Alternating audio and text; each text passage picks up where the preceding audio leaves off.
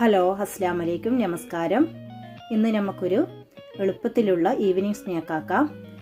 വേണ്ടി ഒരു സവാളയും ഒരു കഷ്ണം ഇഞ്ചിയും കുറച്ച് മല്ലിച്ചപ്പും ഒരു സ്പൂൺ മുളക് പൊടിയും ഒരു സ്പൂൺ ഗരം മസാലയും ഒരു സ്പൂൺ കുരുമുളക് പൊടിയും ആവശ്യത്തിനുള്ള ഉപ്പുമിട്ട് മിക്സ് ചെയ്യാം.